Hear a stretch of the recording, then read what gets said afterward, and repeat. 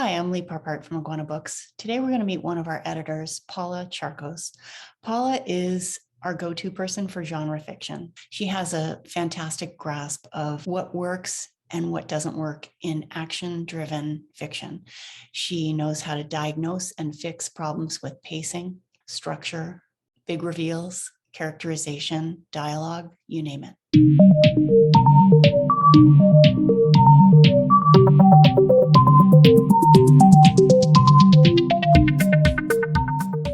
I love fiction. I enjoy nonfiction because it's very, it's what I was trained classically to do, go through and find inconsistencies and all that stuff. So sometimes that's a nice break. But really, when I get my hands on fiction, I just get immersed in it. And whether it's a mystery or a love story, for me, it's all about finding the heart of the characters. What is motivating them?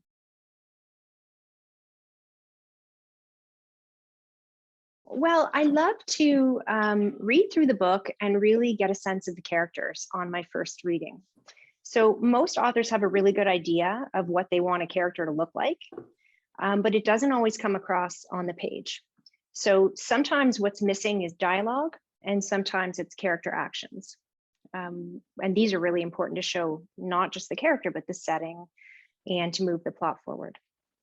So we sort of look for those things and we assess them. And another really big thing that I often look for are character reactions, because any scene can feel a little bit flat when something happens and nobody reacts to it. And I often find that in manuscripts. So those are probably some of the more important things I do. I love it when authors give me what I call a defining moment. Usually somewhere early in the story to set the stage and also to give us an idea of the character's normal behavior, because often we have a character who acts out of their normal behavior, and you can't tell as a reader that that's happening if you don't know what their normal is first. Of course, people don't always act in a consistent way, but if we have a baseline personality and we know what they're going to be like in general, then when they do act out in a different way, it gives us a better sense of the fact that this is different, and it brings us more into the story.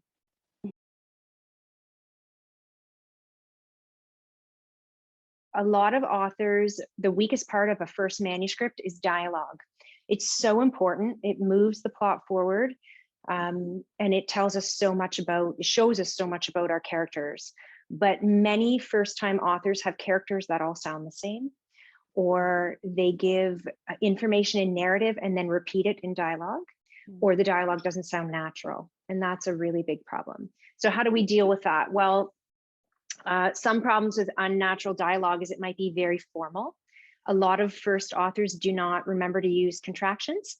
And I think that happens because we write more formally. And one of my biggest tips to authors is say your dialogue out loud as you're moving through the manuscript. You'll be surprised how unnatural it sounds, especially if you haven't included contractions. And the other thing people often do is they overuse characters' names. So if you think about it, I haven't said your name even once in this conversation, but a lot of dialogue I read has a character's name every other, sentence. And I think they do that because they want to distinguish who's speaking. But there are better and more interesting ways to distinguish the speaker, either through actions around the dialogue or just using simple dialogue tags occasionally.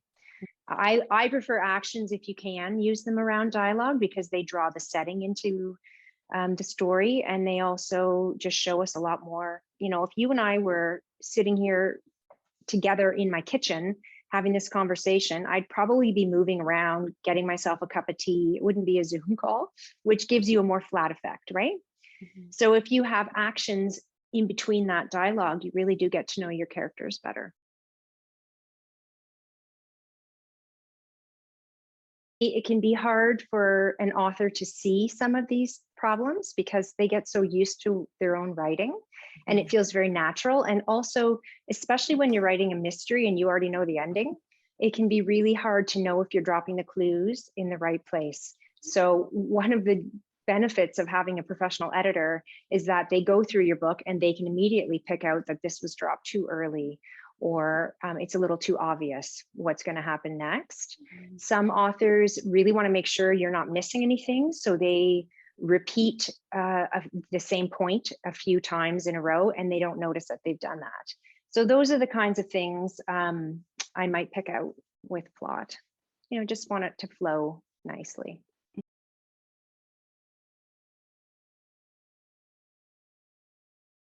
What I would say is that I definitely notice authors grow and change and learn from editing.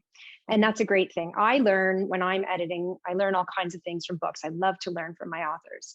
And sometimes I find that when I get a second or third book from my authors, they've tweaked their writing because they've also learned little tips and tricks.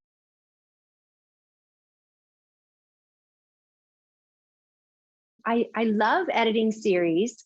I do find it very challenging because you have to keep track of everything that happened in the books that went before, and the characters. Are they still in the book? Are the same characters still there? Who's being introduced and when?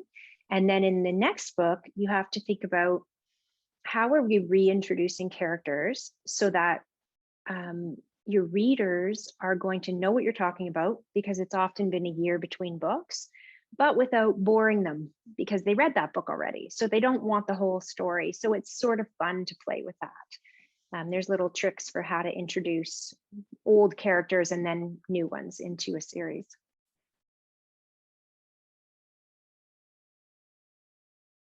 I mean, if you think about a famous series like Harry Potter, you could pick up book 2. And if you notice at the beginning of every book, she does give a really quick, Harry Potter was a wizard, da da da da, but it's really short and fast. And then they just move into the story. So there's an expectation that you are going to go back and read book 1 or you've read book 1. However, yes, every book should be able to be just picked up by anybody and read. One of the things I find is most time consuming with series is creating a sheet with all the plot points from the previous book and all the character names. And I like to take time to do that when I can, because I'm making sure that things make sense, that the dialogue in book 1 of a particular character hasn't suddenly changed, which I've seen many times where I'm reading book 2 and I realize that this person did not used to swear this much. So then I look back in book 1 and I see, oh yeah, they didn't. Why is that happening? So then I go back to the author and they go, oh yeah, that doesn't make a lot of sense. Let's change some of that.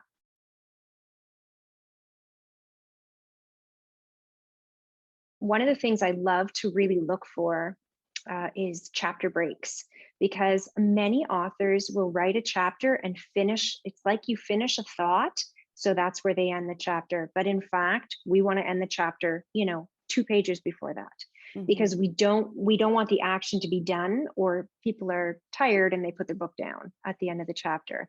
We want them to not be able to put that book down. So we want to end that action, right when the action is starting is when you're going to end your chapter.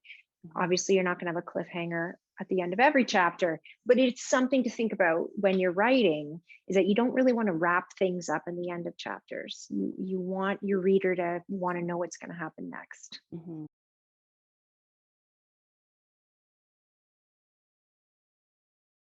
I'm working on 2 projects right now. One is a copy edit and one is a structural edit. And what they have in common is that I like to do a stylistic type edit with both of those things. So with a structural edit, you are looking for flow, you're making sure things are logical and in the right sequence. With a copy edit, you're focused more on fixing grammar and spelling mistakes. However, both of these things have elements of, as I mentioned before, character, dialogue, setting, what does the language sound like? Is it smooth? Is the word usage correct? And that's where I fall into my work. And I just love to help the authors, find those right words and cut out the extra stuff. A lot of times an author will write some dialogue, for example, and they'll add, I put the book down and said, and then they have their dialogue, but you can just put, I put the book down, period, and then have the dialogue. And getting rid of little bits like and said, it just cleans up your work. It makes it smoother. So that's the kind of stuff I love to do. I guess it's the finessing work.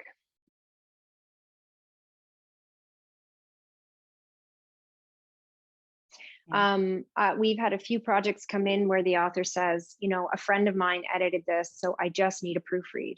Well, a proofread should not be finding problems on every page. A proofread should be, a typo or one or two little spelling mistakes.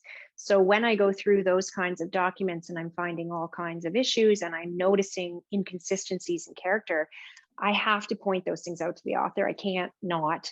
And then basically what we'll do is go back and say, we think this can be even better. So I'd like to give you a copy edit instead, or I'd like to consider a stylistic edit instead. Well, it was wonderful to talk to you about this. Yeah, and you too. I know it won't be the last time. So thank you very much, and get back to work. Okay, thanks, Lee. Take care. Bye.